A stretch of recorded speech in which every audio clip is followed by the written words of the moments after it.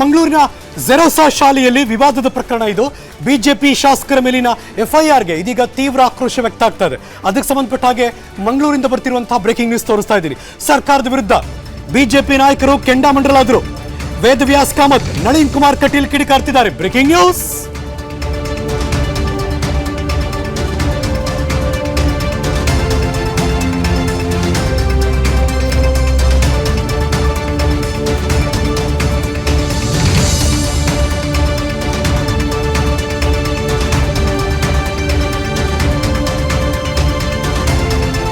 ಮಂಗಳೂರಿನ ಜೆರೋಸಾ ಶಾಲೆಯಲ್ಲಿ ವಿವಾದದ ಪ್ರಕರಣ. ಸರ್ಕಾರದ ವಿರುದ್ಧ ಬಿಜೆಪಿ ನಾಯಕರು ಕೆಂಡಾಮಂಡಲಾಗ್ತಿದ್ದಾರೆ. ವೇದವ್ಯಾಸ್ ಕಾಮತ್ ಮತ್ತು ನಳಿನ್ ಕುಮಾರ್ ಕಟೀಲ್ ಕೈ ನಾಯಕರು ತುಷ್ಟೀಕರಣದ ನೀತಿ ಅನುಸರಿಸ್ತಾ ಇದ್ದಾರೆ. ಇದು ಮತ ಬ್ಯಾಂಕ್ಗೋಸ್ಕರ ಕಾಂಗ್ರೆಸ್ನ ಹೀನ ರಾಜಕಾರಣ ಅಂದ್ರು.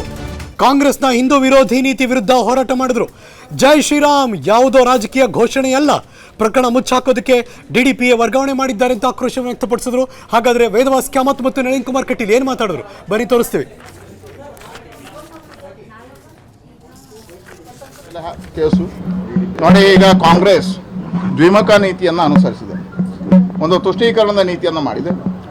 ನನಗನ್ನಿಸ್ತದೆ ಆ ಶಾಲೆಯಲ್ಲಿ ರಾಮನ ವಿರುದ್ಧವಾಗಿರ್ತಕ್ಕಂಥ ಹೇಳಿಕೆಯನ್ನು ಕೊಟ್ಟ ಮಕ್ಕಳಲ್ಲಿ ಒಂದು ಕೋಮು ಭಾವನೆಯನ್ನು ಪ್ರಚೋದನೆ ಮಾಡಿರ್ತಕ್ಕಂಥ ಶಿಕ್ಷಕಿಯನ್ನು ಅಮಾನತುಗೊಳಿಸುವ ಬದಲು ಹೋರಾಟ ಸಾರ್ವಜನಿಕರು ಮಾಡಿದಾಗ ಅದಕ್ಕೆ ನೈತಿಕ ಬೆಂಬಲ ಕೊಟ್ಟಿರ್ತಕ್ಕಂಥ ಇಬ್ಬರು ಶಾಸಕರ ಮೇಲೆ ಕೇಸು, ಮಹಾನಗರ ಪಾಲಿಕೆಯ ಸದಸ್ಯರುಗಳ ಮೇಲೆ ಕೇಸು, ಅದಕ್ಕಿಂತ ಹೆಚ್ಚಾಗಿ ಅದಕ್ಕೆ ದೂರು ದಾಟಿಸೋದಕ್ಕೆ ಅವರು ಸ್ವತಂತ್ರ ಇದ್ದಾರೆ. ಯಾರು ಬೇಕಾದ್ರೂ ದೂರು ಕೊಡ್ಬೋದು. ಪ್ರೈಮಾ ಫೆಸಿ ಆ ಶಿಕ್ಷಕಿ ಹಿಂದೂ ಧರ್ಮದ ವಿರುದ್ಧ ಅವರು ನಿರಂತರವಾಗಿ ತಪ್ಪಭಿಪ್ರಾಯ. ಮಂಗಳೂರಿನ ಜೆರೋಸಾ ಶಾಲೆಯಲ್ಲಿ ವಿವಾದದ ಪ್ರಕರಣ ಇದು. ಬಿಜೆಪಿ ಶಾಸಕರ ಮೇಲಿನ ಎಫ್ಐಆರ್ಗೆ ಇದೀಗ ತೀವ್ರ ಆಕ್ರೋಶ ವ್ಯಕ್ತ ಆಗ್ತಾ ಇದೆ. ಅದಕ್ಕೆ ಸಂಬಂಧಪಟ್ಟ ಹಾಗೆ ಮಂಗಳೂರಿಂದ ಬರ್ತಿರುವಂತಹ ಬ್ರೇಕಿಂಗ್ ನ್ಯೂಸ್ ತೋರಿಸ್ತಾ ಇದ್ದೀನಿ. ಸರ್ಕಾರದ ವಿರುದ್ಧ ಬಿಜೆಪಿ ನಾಯಕರು ಕೆಂಡಾಮಂಡಲಾದರು. ವೇದವ್ಯಾಸ್ ಕಾಮತ್, ನಳಿನ್ ಕುಮಾರ್ ಕಟೀಲ್ ಕಿಡಿಕಾರ್ತಿದ್ದಾರೆ. Breaking news.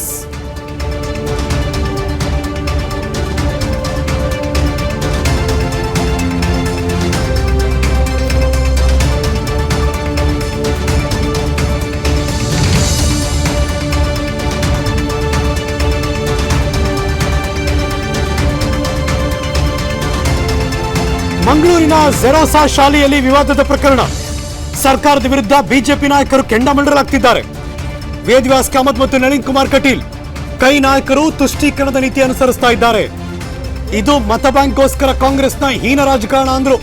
ಕಾಂಗ್ರೆಸ್ನ ಹಿಂದೂ ವಿರೋಧಿ ನೀತಿ ವಿರುದ್ಧ ಹೋರಾಟ ಮಾಡಿದ್ರು. ಜೈ ಶ್ರೀರಾಮ್ ಯಾವುದೋ ರಾಜಕೀಯ ಘೋಷಣೆಯಲ್ಲ.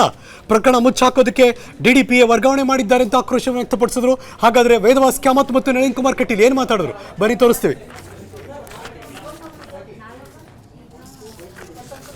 ಕೇಸು ನೋಡಿ, ಈಗ ಕಾಂಗ್ರೆಸ್ ದ್ವಿಮುಖ ನೀತಿಯನ್ನು ಅನುಸರಿಸಿದೆ, ಒಂದು ತುಷ್ಟೀಕರಣದ ನೀತಿಯನ್ನು ಮಾಡಿದೆ.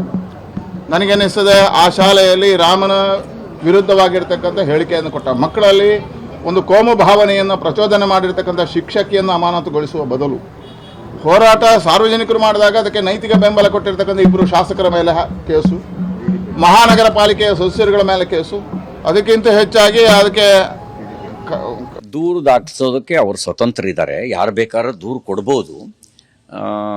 ಪ್ರೈಮಾ ಫೆಸಿ ಆ ಶಿಕ್ಷಕಿ ಹಿಂದೂ ಧರ್ಮದ ವಿರುದ್ಧ ಅವರು ನಿರಂತರವಾಗಿ ತಪ್ಪಭಿಪ್ರಾಯ.